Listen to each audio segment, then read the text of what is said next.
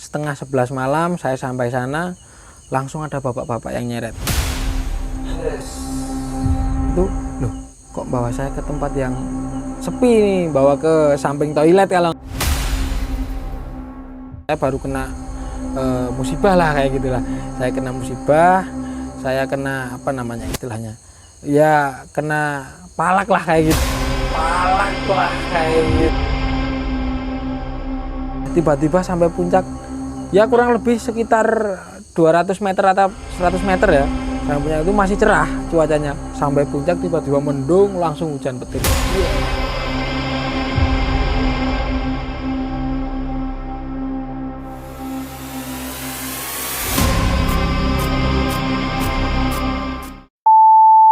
Sobat Rencang Kelana semuanya, Assalamualaikum warahmatullahi wabarakatuh.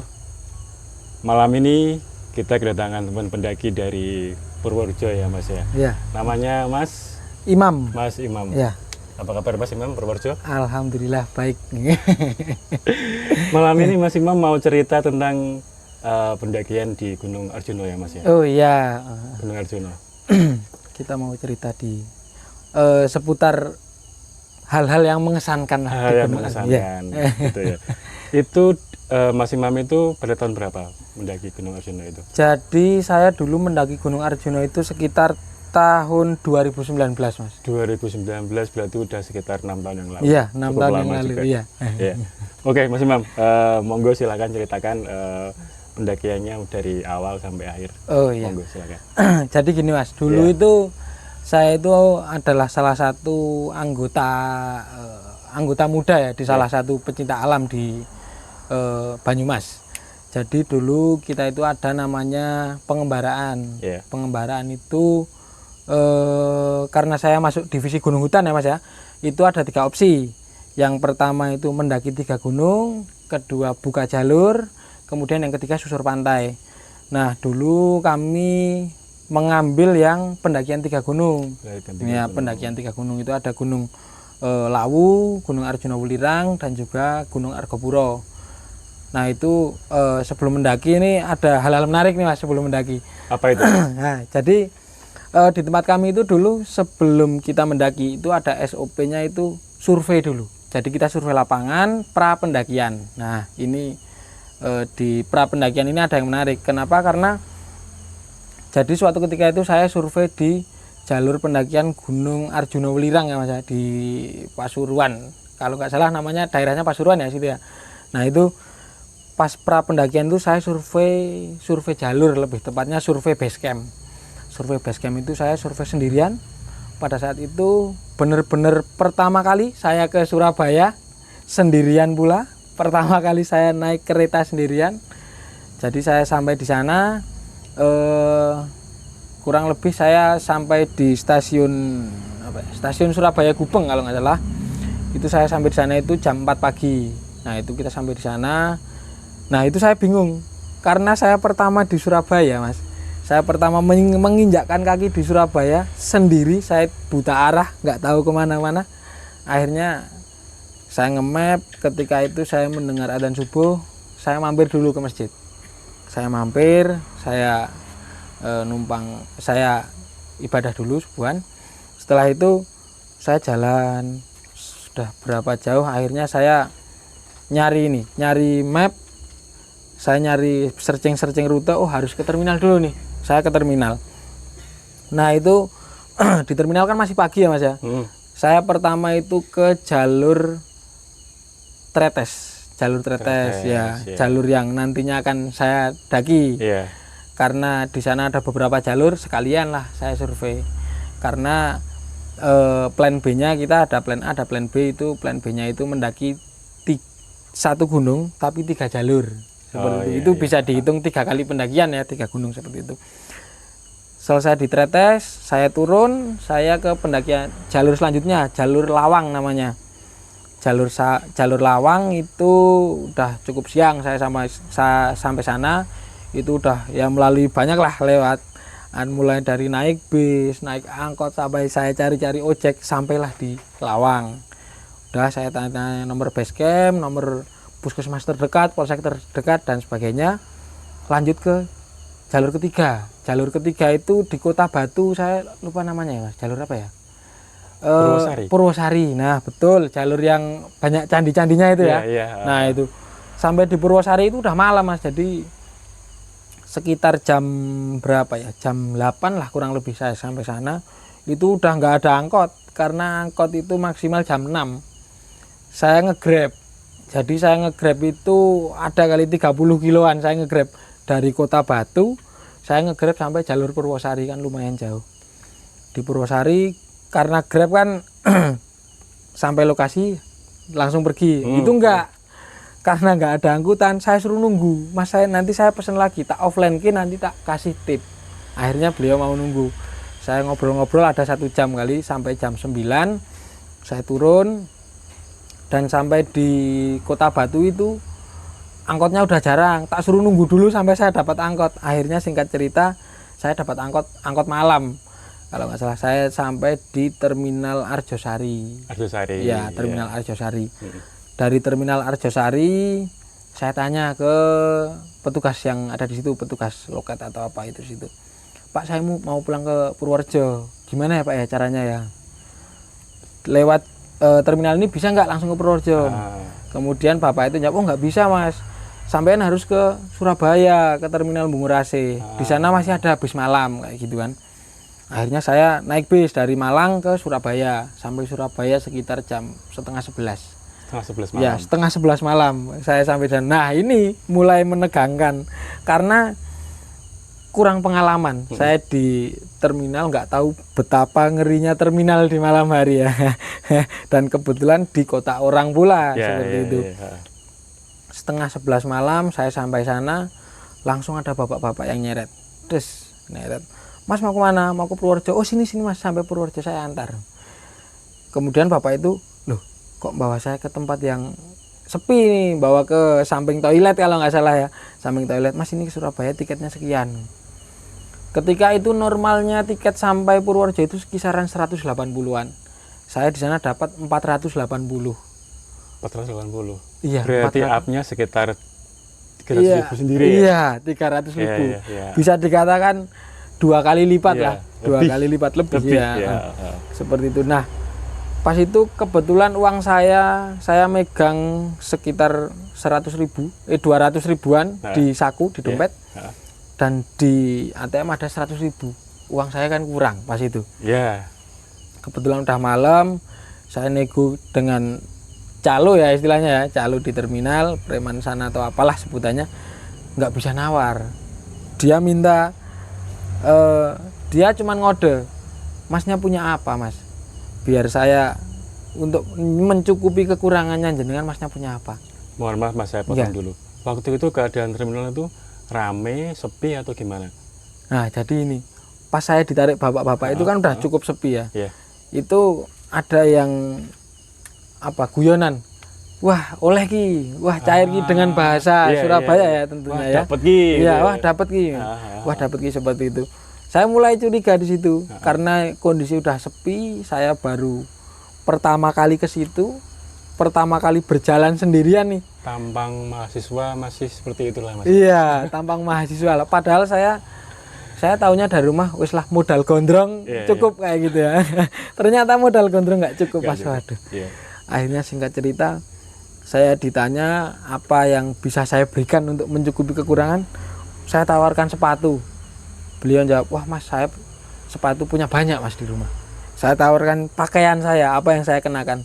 Wah Mas saya juga punya banyak di rumah. Dia mintanya handphone. Minta handphone. Iya minta handphone Mas di situ. Ketika itu saya kan nggak mau ya kalau handphonenya. Wah Pak, kalau handphone jangan Pak. Ini salah satu alat komunikasi saya ini Pak, satu-satunya. Saya nggak mau kasih handphone. Akhirnya saya ngehubungi orang rumah. Singkat cerita saya minta ditransfer. Orang rumah kan bingung, panik lah seperti itu. Ya wes akhirnya mau nggak mau orang rumah transfer tapi pagi hari karena udah malam kan mau ke ATM kan jauh ya karena rumah saya di kampung. Seperti itu akhirnya pagi hari ditransfer. Nah malamnya itu saya diinapkan di salah satu penginapan di situ di belakang terminal lah itu. Yang menginapkan itu ya itu bapaknya itu ya. KTP saya jadi jaminan disita sama beliau seperti itu. Ya mau nyita HP-nya tapi nggak saya nggak memperbolehkan. Nggak gini Mas, di Napkan itu yang bayar siapa? Saya. Jadi kan juga ikut bayar Iya, penginapan. saya ikut bayar. Kala itu penginapan 100.000 Mas. Berarti lebih dari tiket, berarti Mas Iya, nambah ya, nambah. tiket nambah. plus 100.000, Ah, iya. Jadi tiket plus 100.000 saya itu Mas. Iya, cukup tragis. Ya itu salah satu pengalaman yang cukup menegangkan di Iya. kala saya jalan-jalan sendiri lah, survei Iya. jalur seperti itu. Suka duka pendaki Iya. Solo waktu. Ya seperti itu. Jadi singkat cerita udah beres sampai pagi dan dijanjikan itu ini nanti bisnya sampai ke Purworejo Mas. Ah, Dan ternyata realisasinya dalam kenyataannya saya diturunkan di Sukoharjo Mas. Sukoharjo. Iya di Sukoharjo. Dioper berarti ya? Dioper ya, saya dioper di Sukoharjo. Saya mau dimintai uang lagi sama petugas loketnya pada saat itu. Ah. Saya ceritalah saya baru kena musibah lah kayak gitulah. Saya kena musibah, saya kena apa namanya istilahnya? Ya kena palak lah kayak gitulah ya Mas ya. Saya kena itu terus saya dikasih uang. Saya dicarikan tiket bis sampai ke Jogja, dari Jogja saya dikasih sangu lah sampai ke Purworejo seperti itu. Dikasih uang Sama ibu-ibu loketnya. Oh, Iya. malah ibu Iya. dikasih uang. Ibu-ibunya kebetulan baik hati Pak nih Mas ibu-ibunya. Ah. Mau bisa ngerti kondisi saya seperti itu. Jadi saya sampai rumah ya wis saya cerita ke orang rumah itu seputar pra pendakiannya. Itu Iya. belum ke pendakian. Selisih beberapa bulan saya akhirnya mendaki jadi proses pendakian saya itu 14 hari. 14 hari. 14 hari saya mendaki 3 gunung. Itu ada beberapa misi sebenarnya pendakian itu. Pertama misi bakti pendidikan. Kita ada bakti pendidikan, kemudian bakti lingkungan. Nah, itu untuk bakti pendidikan kita di salah satu sekolah itu kita melakukan semacam sosialisasi lah mengenai mitigasi bencana dan lain-lain lah. Intinya kan mereka kan warga lereng gunung ya Mas ya, tidak memungkiri bahwasanya sewaktu-waktu bisa terjadi bencana seperti itu. Jadi kita sosialisasi mitigasi bencana. Selain itu kita ada misi bakti lingkungan, itu kita bersih-bersih sampah di sepanjang jalur gunung yang kita naiki seperti itu. Ini boleh sambil tak minum ya? Boleh Mas, silakan. Iya. Ini Saya cukup, juga mau minum. Biar nggak salit kata orang Jawa. Iya. Nah, saya lanjut ya Mas ya. Ini Monggo. saya lanjut di pendakiannya. Pendakiannya itu kita mulai dari pendakian Gunung Lawu. Jadi pendakian Gunung Lawu, singkat cerita saya di Gunung Lawu itu 3 hari 2 malam. 3 hari 2 malam. Kebetulan karena pas musim hujan, jadi saya di sana juga berbagai rintangan musim hujan nih Mas ya. Biasalah kehujanan, saya akhirnya ngecamp tidak sesuai dengan SOP-nya saya, tidak sesuai dengan rencana operasionalnya seperti itu ya. Kalau Gunung Lawu itu maaf saya potong, Ya. itu lewat mana?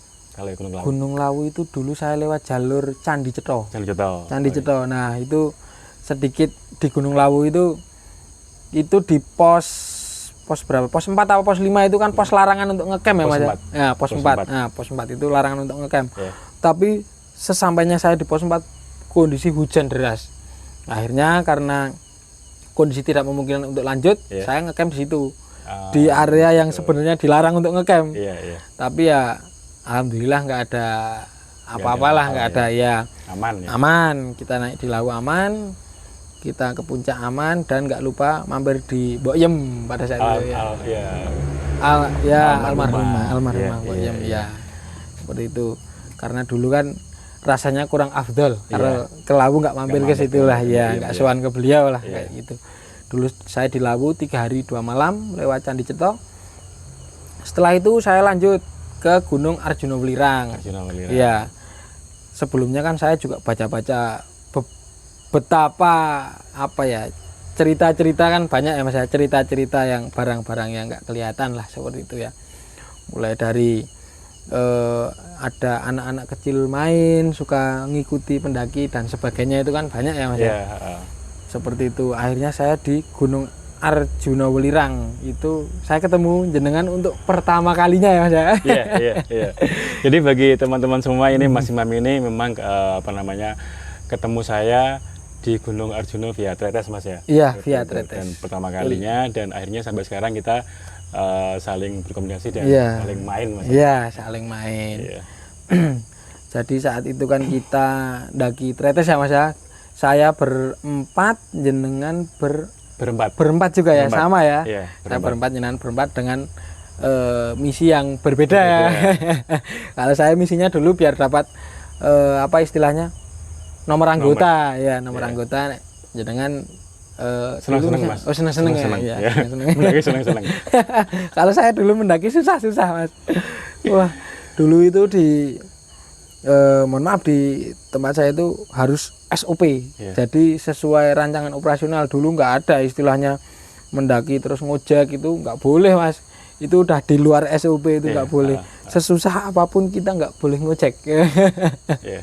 Kalau sekarang ya enaknya ngojek lah. Ya apa namanya, untuk mendukung ekonomi lokal. Nah betul, untuk mendukung ekonomi lokal. Karena biar bagaimanapun juga kita harus ya saling support lah. Tidak terkecuali kepada masyarakat sekitar kan. Seperti itu. Saya dulu ndaki sama jenengan itu, saya itu dulu pesertanya itu cuma 2 Mas. Saya itu cuma 2, kan dulu ada yang orang timur 1, orang timur 1, terus yang cewek 1, itu pendamping saya. Oh iya, itu pendamping saya. Kalau nggak salah itu orang Papua. Iya, orang Papua 1. Itu senior lah di tempat saya. Itu ada senior, terus saya berdua, cowok berdua. Itu kita mendaki via Tretes. Kita dulu ngecamp di pas persimpangan itu ya Mas ya. Itu di pos 3. Iya, pos 3. Pos Pondokan Mas. Ya, pas Pondokan ya. Kita ngecamp di pos Pondokan. Pagi harinya kan kita summit ya. Kita summit ke Gunung Arjuna. Iya, ke Gunung Arjuna. Nah, ini dulu itu saya nggak tahu ya, karena apa ya namanya ya. Mungkin itu hal-hal yang menurut saya di luar nalar sih sebenarnya ya Mas ya. Karena dulu yang pertama saya dari bawah pun, sebelum kan saya datang lebih dulu ya daripada jenengan ya. Dari bawah itu saya udah dibilangi sama bapak-bapak pos yang di pos jaga itu, pos pendaftaran. Mas, kalau sampean cuma rombongan ini dan belum pernah ke Gunung Arjuna, lebih baik jangan Mas, ke Gunung Welirangnya aja, karena jalurnya nggak kelihatan seperti itu Mas ya. Iya. Dan menurut saya yang salah satu unik sih menurut saya dari Gunung Arjuna itu, yang kita ikuti itu sampah yang ditali di pohon ya. Itu adalah apa ya, jalan kita, jalan yang betul itu pokoknya ada tandanya, entah itu bungkus makanan atau apa ya, yang sebenarnya menurut saya juga kurang ramah juga ke lingkungan ya. Tapi ya mau bagaimanapun itu penolong juga ketika kita misalnya tersesat kan, patokannya itu ada tanda-tanda ya, tali di jalan itulah, seperti itu. Nah dulu ketika mau sampai puncak kan cerah gitu ya Mas ya, cerah. Tiba-tiba sampai puncak ya kurang lebih sekitar 200 meter atau 100 meter ya, sampai puncak itu masih cerah cuacanya. Sampai puncak tiba-tiba mendung, langsung hujan petir. Dier. Di situ kita udah nggak berkutik, nggak bisa apa-apa, bisanya cuma berdoa. Petir kan di samping ya Mas, di samping apa dulu ada tenda darurat ya. Kita pakai flashlight waktu itu ya. Iya benar, pakai flashlight. Kita pakai flashlight, udah di puncak Gunung Arjuna kan bebatuan itu ya Mas ya, nggak ada pepohonan sama sekali ya. Mau keluar flashlight juga takut, petir di mana-mana. Waduh, ini di pikiran saya itu dulu cuma satu, ini gimana ini? Ini masalah nyawa ini. Selamat apa enggak? Ya sekitar 1-2 jam ya dulu ya. 1-2 jam dulu kita di sana. Alhamdulillah hujan udah cukup reda. Akhirnya kita turun aman, alhamdulillah ya di sana. Kemudian kan kita kebetulan dulu bawa HT ya. Bawa HT dari timnya jenengan itu, bawa HT tapi nggak nyambung kalau nggak salah pada saat itu ya. Dulu saya juga bawa HT yang terkoneksi dengan Basecamp juga nggak nyambung juga, iya. Karena mungkin terpaut jarak dan juga cuaca ya mungkin ya, nggak nyambung. Ya wis, kita cuma bisa berdoa. Karena modalnya cuma berdoa itu aja ya Mas ya. Seperti itu untuk Gunung Arjuna. Kemudian untuk Gunung Welirang saya rasa ya normal-normal saja ya untuk pendakian Gunung Welirang, karena di sana juga jalur jeep itu ya Mas ya, untuk Iya. ngambil itu Iya. ya, ngambil belerang ya dulu Iya. ya. Seperti itu. Ya mungkin itu untuk cerita Arjuna mungkin Iya. ya. Saya timpali Mas ya. Heeh. Dan juga mungkin bertanya sedikit Iya. Mas ya. Waktu di berarti ini pertama kalinya di terminal mana itu? Terminal Surabaya Bungurasi. itu, Bungurasi ya, Bungurasi. Bungurasi atau Purabaya mungkin? Iya, Purabaya, Purabaya betul. itu ya, itu. Jangan sampai di sana itu jam 10:30. Ya, 10:30 malam. Waktu itu sudah kayak sekarang nggak? Kalau sekarang kan kemungkinan besar sudah sangat maju ya. Iya. Sangat maju, sudah banyak keamanan dan kawan-kawan. Waktu itu belum ada. Untuk keamanan dari Disub sepertinya sudah pulang pas waktu itu. Saya nggak tahu ya jadwalnya sampai memang ada lembur sampai pagi shift-shiftan atau seperti apa, tapi dulu saat itu udah pulang seperti itu. Udah intinya udah nggak ada lah, warung-warung juga udah mulai tutup sebagian seperti itu. Tidak ada niat untuk ataupun kesempatan untuk mencari pertolongan atau lapor ke siapa, itu nggak ada kesempatan Mas? Wah, karena saat itu gimana ya Mas ya? Saya baru pertama kali ke situ ya Mas ya. Iya. Campur aduk Mas sebenarnya Mas. Saya Iya takut sih. nyari pertolongan nanti malah karena saya di kota orang ya. Iya. Saya mau nyari pertolongan pun saya takut. Takutnya saya nanya malah ke orang yang salah. Malah tambah lagi bencananya kan seperti itu. Iya, iya. Apesnya saya malah nambah-nambah seperti itu. Akhirnya ya wis saya untuk mencoba ya wis pasrah aja lah sama kondisinya seperti itu. Dan saya beberapa waktu kemudian ya setelah saya kena itu kan saya juga pernah ke situ lagi pendakian dengan gunung yang berbeda sama Mas. Ternyata ketika siang hari pun sama, cuman nggak separah malam hari seperti itu. Jadi siang hari itu misalnya ya Mas ya, misalnya ada tulisan Malang itu di sebelah kanan, tapi calo-calonya itu Mas Malang dengan bahasa Surabaya ya. Malang gak dek kono Mas, dek kono sampean ngiri Mas anak di Malang seperti itu. Iya. Kayak malah disalahkan ya. Iya, padahal udah jelas di sebelah kanan, Iya. tulisan Malang itu di sebelah kanan seperti itu Mas. Ya liku-liku di terminal Surabaya. Iya Nggak sih. tahu kalau sekarang mungkin udah Ya, udah ini ya. Semoga ada perbaikan Mas, Iya, untuk udah pemerintah ada perbaikan. ataupun setempat bisa apa ya sedikit atau tidak terlalu banyak hal-hal yang membuat para pengguna itu tidak nyaman. Iya, Ya, para betul. penumpang tidak Iya, nyaman. betul sekali. Semoga di terminal manapun lah ya, Iya. hanya di Surabaya. Iya, di terminal manapun semoga Iya. harapannya kan seperti itu Iya, ya, ada perbaikan-perbaikan ya betul, tentunya betul, ya. betul. Iya. Kemudian pas jenengan di Lawe itu jenengan berapa 2 hari 3 malam? 2 malam, 2 malam 3 hari. 2 hari 3 hari 2 malam 3 ya? hari 2 malam. Ya, hari, betul, 2 3 hari 2 malam. Berarti yang malam pertama ngecampnya di pos 4, Iya, pos 4. terus Hari kedua kita muncak ngecamp lagi di pos 4. oh berarti balik ke pos 4 Iya, lagi. balik ke tempat camp lagi hari kedua ya. Gitu. Mm-mm. Tapi tidak ada apa mas gitu. Nggak ada Aman, masalah, aman ya, cuman kendalanya cuman cuaca lah seperti itu, Cuaca, sama ya. biasalah hewan-hewan di gunung yang ketika kita nggak ganggu juga mereka tidak terganggu seperti itu, ketika Iya. kita nggak menyalahi aturan seperti itu kan. Iya sih. Oke, berarti kita lanjut ke yang Arjuna tadi mas ya. Ini Iya. memang cukup karena saya juga mengalami nih teman-teman Iya. ya. Saya mengalami kejadian di puncak sama rombongan Mas Imam ini memang benar-benar menakutkan ini. Karena Sangat mencekam iya, ya, Mas ya. mencekamkan karena betul hubungannya adalah dengan nyawa gitu loh, dengan nyawa. Dan waktu itu juga saya merasa bahwa ini tuh cuma tinggal surga atau neraka. Nah, Iya kan, Mas, iya, sama kan, ya? betul sekali itu. Tapi waktu itu ingat nggak mas dengan apa yang kita lakukan ketika pas di sana waktu itu hujan petir di mana-mana, itu jenengan ingat nggak apa yang Seingat saya kita baca doa sebisanya dan kita itu kalau nggak salah kita sempat bikin minuman juga ya. iya itu Sempat bikin minuman juga, dan kita ya intinya gimana caranya kita pokoknya berdoa lah gimana caranya ingat biar. nggak kemarin ada yang adzan dan Iya, kan? betul. Karena ya itu pokoknya intinya gimana caranya biar hujannya itu cepat reda, karena luar biasa petirnya kan. Itu juga pertama kali teman-teman saya juga akhirnya Mas Imam juga merasakan Iya. bahwa benar-benar bahwa petir itu di samping kita persis mas ya. Betul, samping kita dekat sekali. dan itu sangat lama. Iya, karena itu kan Jadi kan apa ya, mungkin uniknya Gunung Arjuna kan di sana kan nggak ada vegetasi ya Mas, di atas Iya. cuma batu-batuan besar-besar itu ya. Batu-batu. Iya. Dan di situ ada puncak penanda puncak bendera yang itu Iya. adalah besi. Besi, dan itu kemungkinan petirnya nyamber besi itu ya Mas ya kali ya. Karena sangat dekat sekali dengan kita. Dekat sekali. Luar biasa itu. Iya. Iya, oke, ini apa namanya, pendakian yang ya lebih serem karena itu menyangkut nyawa Mas. Iya. Menyangkut nyawa ini. Menyangkut nyawa, dan Menyangkut itu nyawa. salah satu pendakian yang menurut saya paling berkesan. Paling berkesan itu di situ.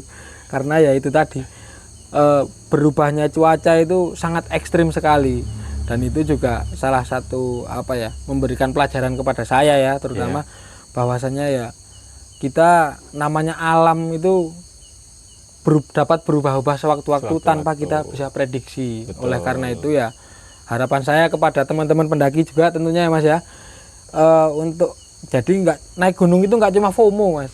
Betul. Kalau zaman sekarang kan naik gunung FOMO ya, kita ikut-ikutan tren kayak gitu tanpa kita tahu latihan fisiknya dulu. Jadi persiapannya itu kurang matang lah banyak.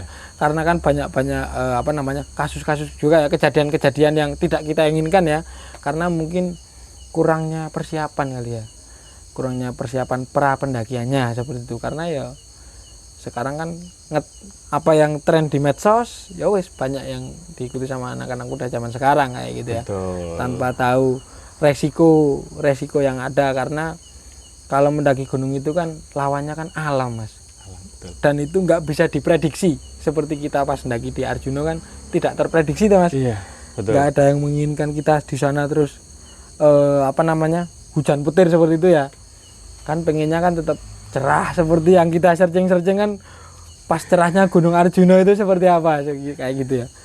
Di sana itu bisa diambil kesimpulan itu apa namanya, kalau untuk mental berarti penting Mas. wow, penting sekali Mas.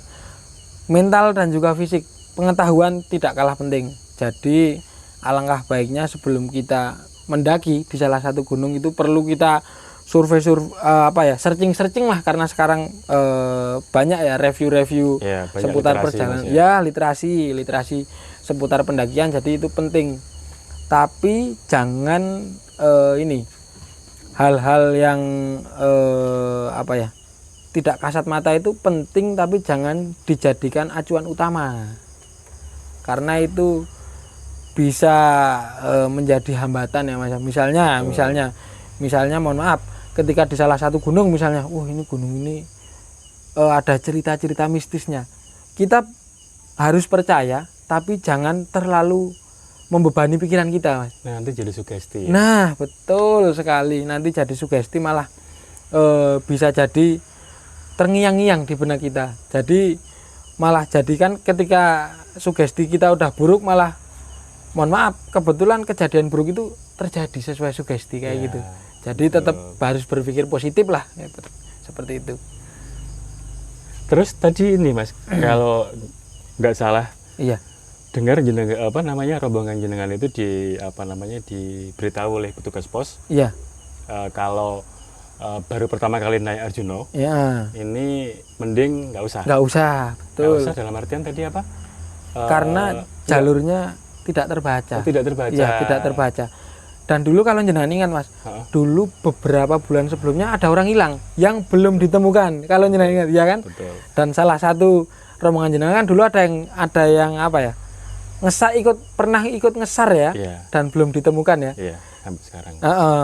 Dan itu kalau nggak salah pas kita turun kan ketemu bapak-bapak itu ya. Betul. Iya, bapak-bapak. Mohon maaf bapak-bapaknya nggak tahu tujuannya apa, Iya. tapi sepertinya bukan orang biasa lah seperti Iya. itu ya. Notabene-nya dalam tanda Iya. kutip ya. Seperti itu.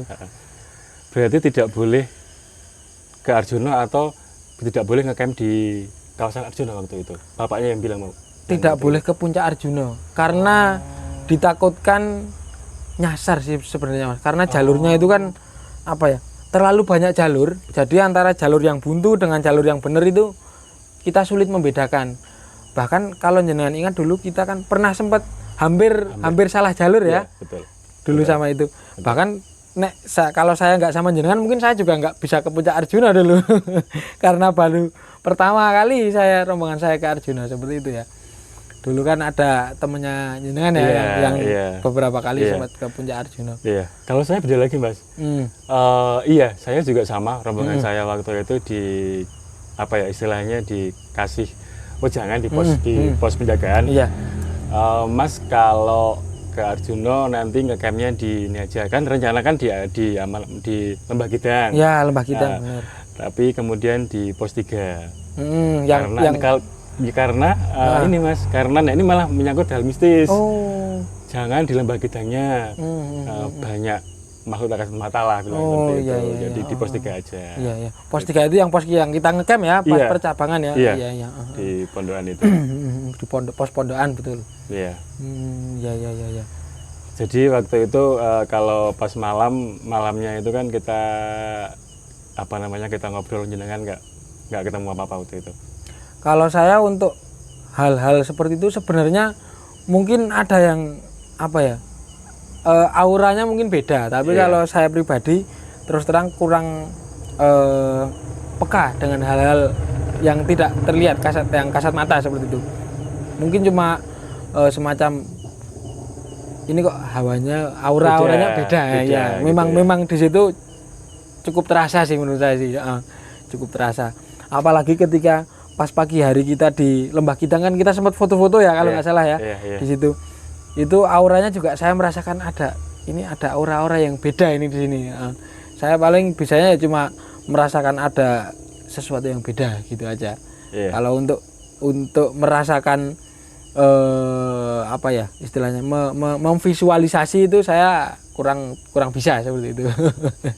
Ya itu saya bersyukur sekali itu. Iya sih. Salah satu kelebihan saya.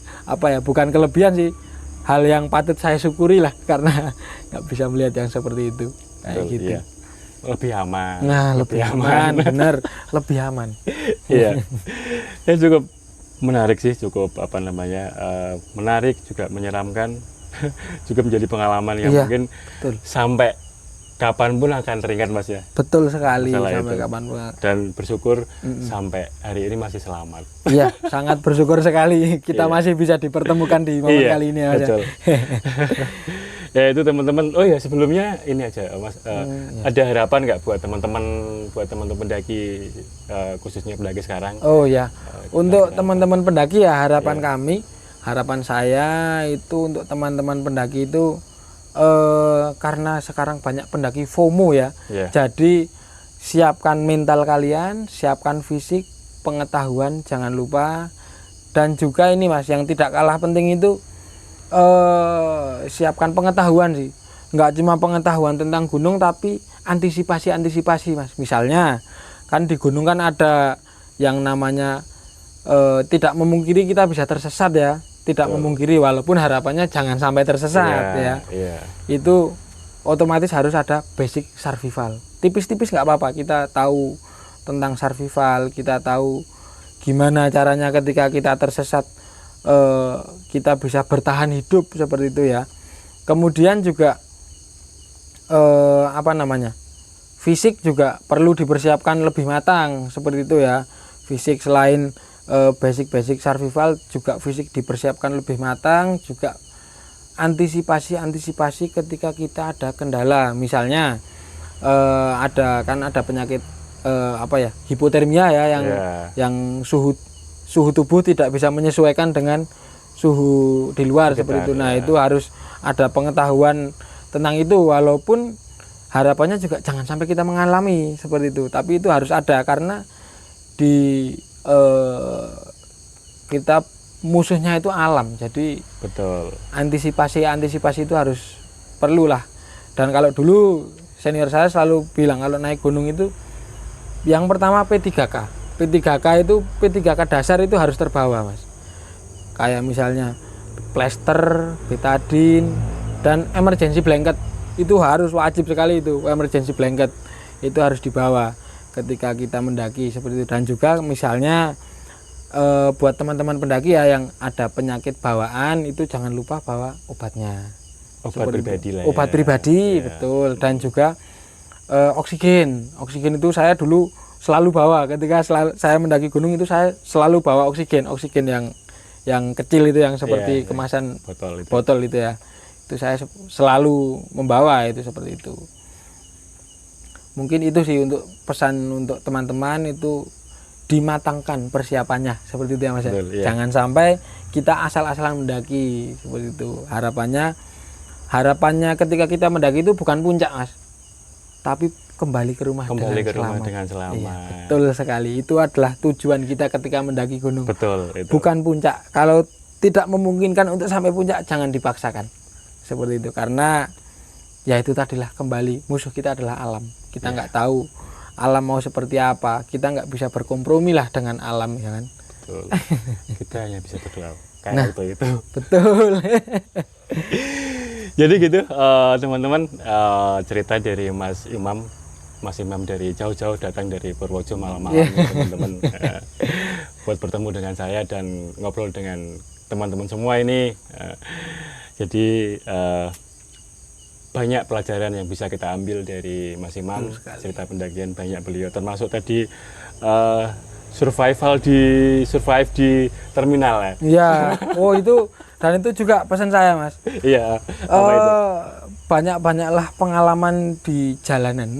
Maksudnya bukan dalam konotasi negatif ya, tapi pengalaman di jalanan itu misalnya ketika kita berjalan sendirian ya, nek ke terminal ya hati-hatilah, diusahakan. Nek dulu pesan dari teman-teman kalau ke terminal mampir ke warung dulu.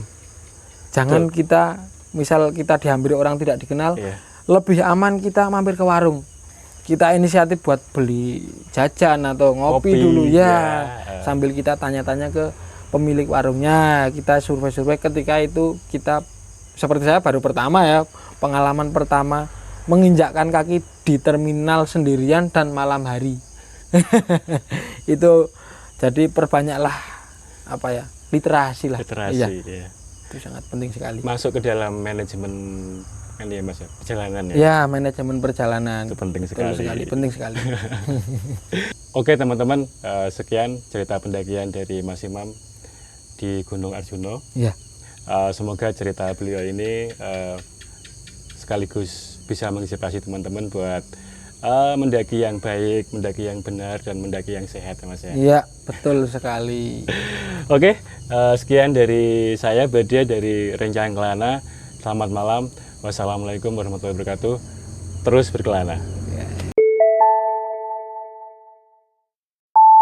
Sekian dan cut mas. Penutupannya berapa menit? Hampir 40. 37.